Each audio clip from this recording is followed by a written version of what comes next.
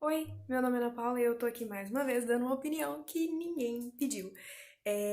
Eu esqueci o nome do quadro, do vídeo que eu tinha inventado, mas não interessa. O que interessa é que hoje nós viemos falar sobre uma fala interessantíssima do nosso excelentíssimo presidente Jair Bolsonaro. Ele disse: e daí? Já ultrapassamos 5.000 mortes no Brasil pelo coronavírus. E ele respondeu: e daí?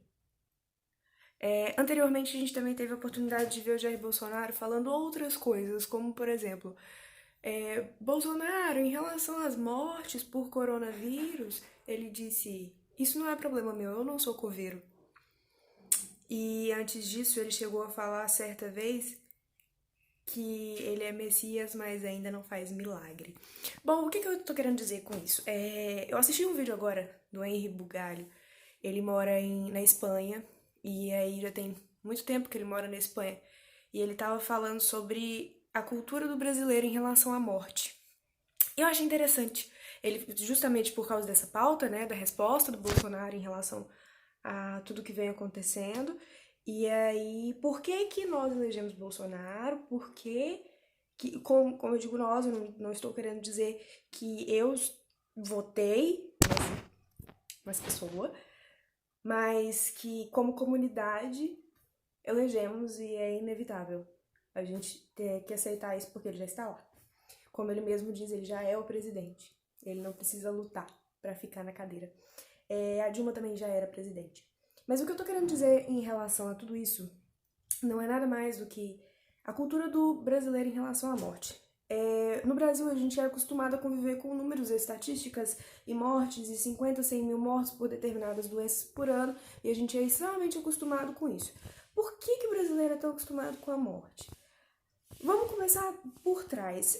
Eu sou de Minas Gerais, e aqui do sudeste do Brasil, e aí, mais especificamente, eu nasci em Ipatinga e vivi a maior parte da minha vida em Ipatinga até então. E aí, eu me lembro de chegar da escola, assistir o final de Dragon Ball, e aí entra um jornal, que às vezes era o Balanço Geral, às vezes era outro jornal, eu não me lembro bem dos títulos, mas tinha esse jornal sim. E aí, mortes.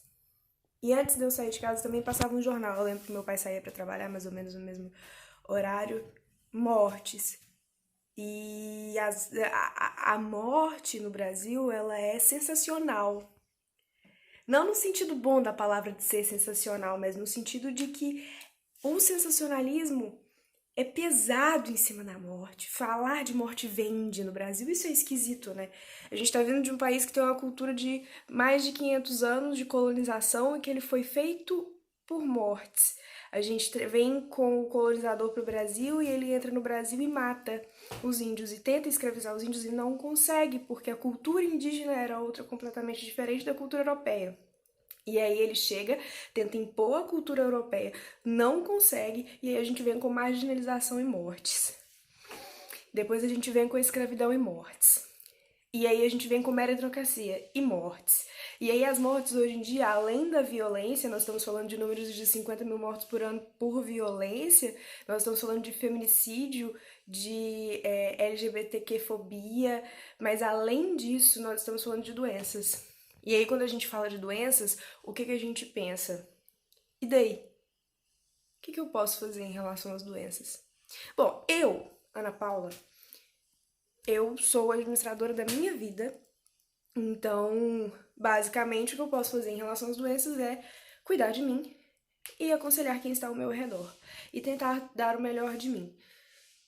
Se eu fosse administradora de um país, que no caso seria um presidente, a minha resposta não poderia ser e daí. Além de administrar a minha vida, eu também administro uma loja.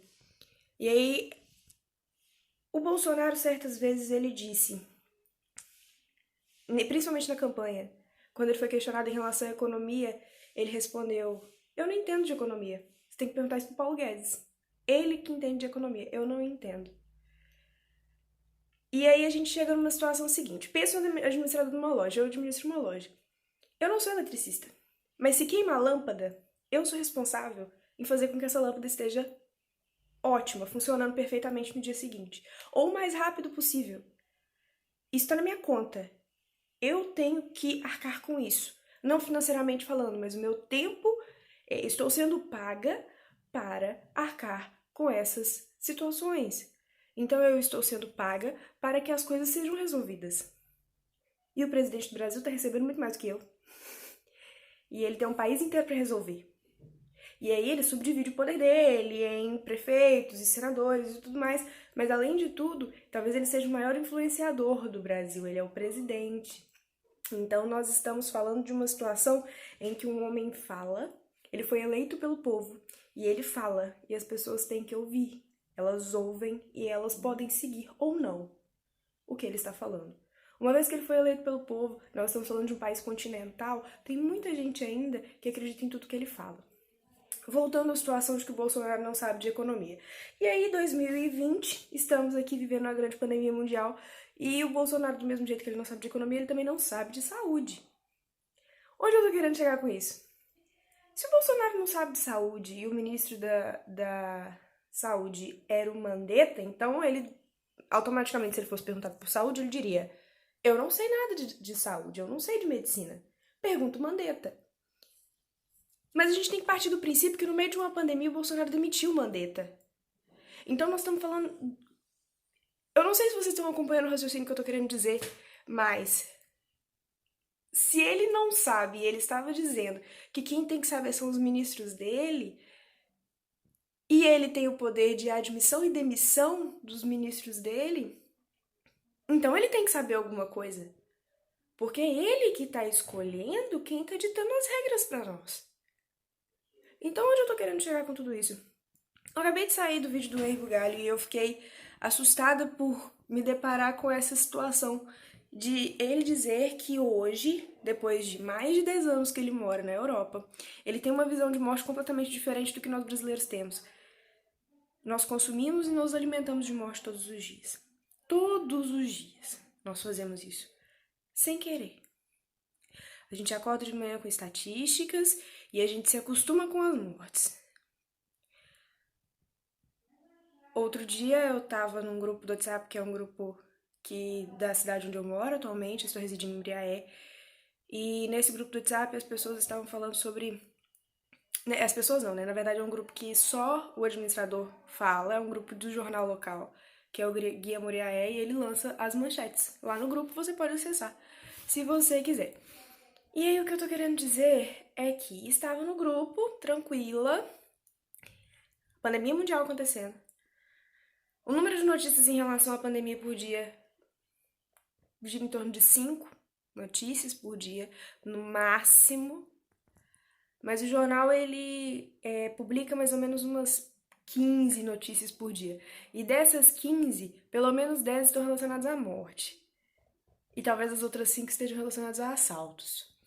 E nós estamos acostumados a ler. E as notícias sobre coronavírus também são basicamente todas relacionadas a mortes e estatísticas, e aumento de número de mortos, de confirmados, e etc. Algumas notícias, umas ou outras, estão relacionadas com pessoas que já estão saudáveis e tudo mais.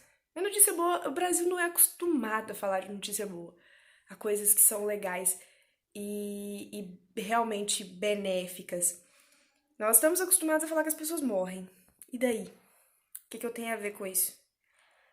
Nós estamos acostumados a ver as coisas acontecendo e pensar que, poxa, é assim mesmo. Não tem muito o que fazer. Só que a gente não para pra pensar que, por exemplo, se uma pessoa morre por causa de dengue, é falta de saneamento básico. Tem uma água parada ali que não devia estar. Tá parada por que essa água? Você consegue entender o que eu tô falando? Por que a gente aceita as mortes por AIDS, a gente aceita as mortes por câncer de pulmão, a gente aceita as mortes por chikungunya, zika vírus, malária e etc. Todas as mortes que a gente tem no Brasil. Por que a gente aceita essas mortes? A gente aceita essas mortes porque quem tá morrendo é pobre. E quando o pobre morre, ninguém liga. Isso mesmo. É exatamente isso que o Bolsonaro quer dizer quando ele fala "e daí?". Ele tá querendo dizer que tem gente morrendo todos os dias e isso não é problema dele, porque é assim. A gente é educado aqui pra aceitar todas as mortes que vêm. Isso é esquisito, né? A gente tá falando de um país continental com milhões de pessoas. Atualmente a gente gira em torno de 200 milhões de pessoas dentro do país e morrem 50 mil pessoas por ano por violência e a gente acha isso normal. É muito doido, né? É muito doido porque se a gente parar pra pensar, o único objetivo da vida humana é estar vivo. Você compreende o que eu tô falando? Imagina que tudo isso caia por terra. A civilização, a política, o sistema econômico e todo o resto. Tudo isso cai por terra. Só sobra a vida. É o princípio inicial, é o que fez a gente chegar até aqui. E é o que faz a gente ir embora. E aí, de repente, a gente começa a valorizar mais outras coisas do que a vida. O dinheiro, o ego, a política, enfim. Algumas pessoas preferiram morrer como heróis do que continuar vivendo. O que eu tô querendo dizer é o seguinte: a partir do momento que a gente começa a desvalorizar a vida como objetivo principal, a vida é o objetivo final, a gente começa a ignorar o fato de que as pessoas morrem. Só que a gente morre. Quando eu falo as pessoas, eu tô falando da gente mesma, a gente morre. E aí, quando você se toca que a gente morre, que o objetivo final é a vida, parece que tá tudo errado nesse país, né? Bom, eu não sei se eu consegui chegar bem, com muita clareza no ponto que eu queria chegar, mas é mais ou menos isso. Eu espero que alguém pense em alguma coisa relevante, ou pelo menos pegue esse vídeo e vá no canal do Henri Bugalho e assista o vídeo dele, que com certeza tá muito melhor do que o meu. Então é isso. Foi um prazer.